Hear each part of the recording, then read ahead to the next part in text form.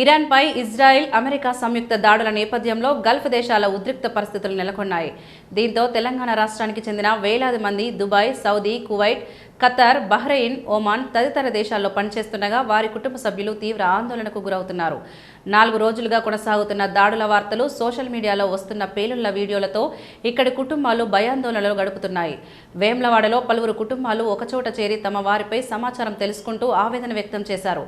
విదేశాల్లో ఉన్నవారు పరిస్థితి నియంత్రణలోనే ఉందని చెబుతున్నప్పటికీ బాంబు శబ్దాలతో భయం నెలకొంటుందని తెలిపారు.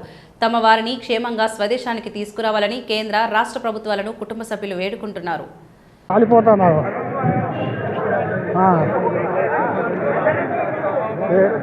బాంబు రాకెట్లు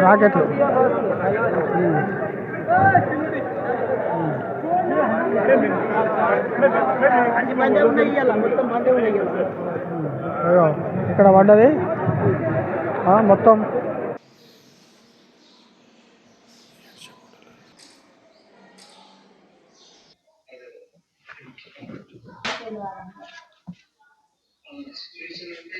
దుబాయ్లో షార్జాలో ఉన్నాడు ఆయన.